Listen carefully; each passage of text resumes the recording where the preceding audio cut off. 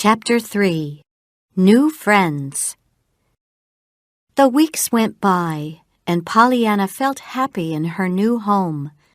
But it wasn't easy to talk to Miss Polly. Nancy was Pollyanna's only friend, and she always had work to do. So Pollyanna wanted to go out and meet people. Mrs. Snow lived not far away. She was a very sick woman and never left her bed. Miss Polly usually sent Nancy to her house on Thursday afternoons with something for her to eat, chicken, soup, or jelly. "Can I go today?" Pollyanna asked Nancy one Thursday. "Mrs. Snow's never happy," said Nancy. "When she gets chicken, she wants soup. When it's soup, she wants jelly. You don't want to go." "Yes, I do." So Pollyanna went to Mrs. Snow's house that afternoon. Miss Snow, a tired young woman, took the girl to her mother and left her there in the dark room. "Here's some jelly from Aunt Polly," said Pollyanna. "I wanted soup today," said Mrs. Snow from the bed. "That's strange," cried Pollyanna. "Usually, you want chicken when you get jelly, and soup when it's chicken. Nancy told me." Mrs. Snow sat up.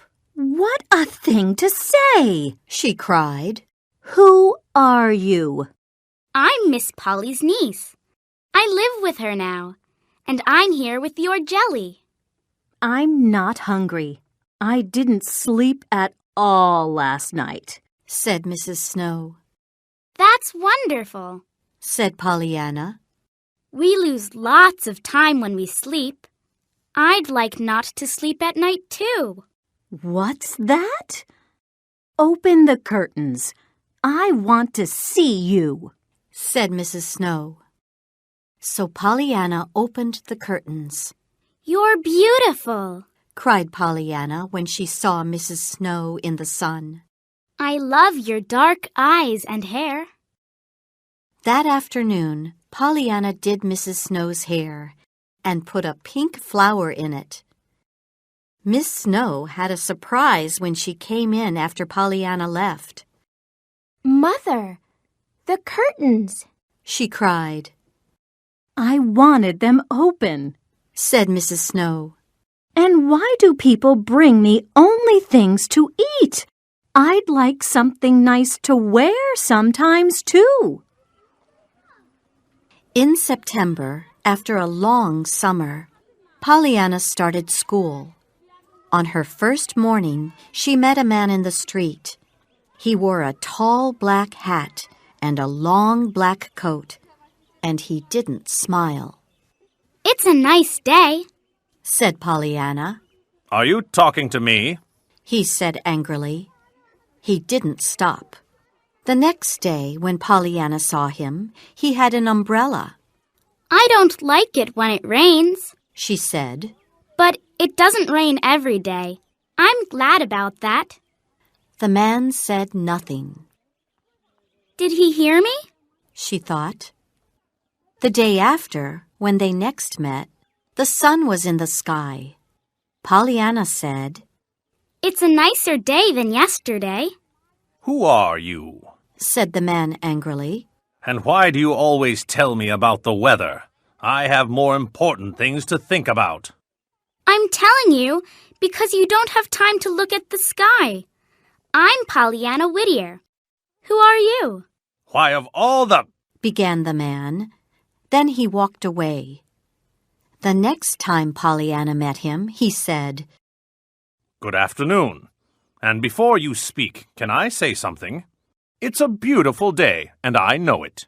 "Yes, I saw it in your smile before you spoke," said Pollyanna. "Did you?" answered the man. Nancy had a surprise when she went for a walk with Pollyanna, and the man said, "Good afternoon," to them. "He spoke to you," Nancy cried. "Yes, he always does. Now," answered Pollyanna. "But that's John Pendleton." He lives alone in a house on Pendleton Hill. He never speaks to people.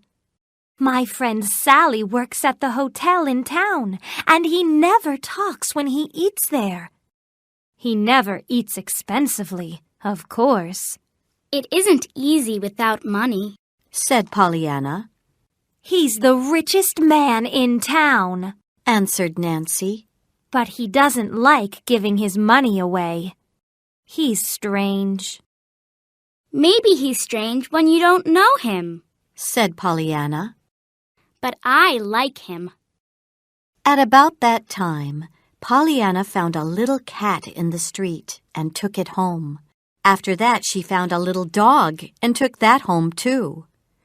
Miss Polly didn't like animals, but it wasn't easy to say no to Pollyanna. So Fluffy the cat and Buffy the dog stayed. October came, and one day Pollyanna met a boy in the street near her house. He was thin and in old clothes. Who are you? asked Pollyanna. And what are you doing here? I'm Jimmy Bean. I left the orphan's home this morning. I want to find a real home with real folks, see? It wasn't easy to lose your mother and father, Pollyanna knew. So she took Jimmy home. Aunt Polly, can Jimmy Bean live with us? She asked. But Aunt Polly said, No. And Jimmy left the house sadly.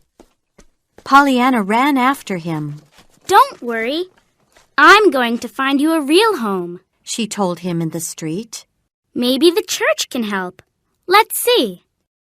So Jimmy went back to the orphan's home that night, and Aunt Polly felt bad. The next day, she told Nancy, Please move Pollyanna's things down from the attic into the bedroom under it.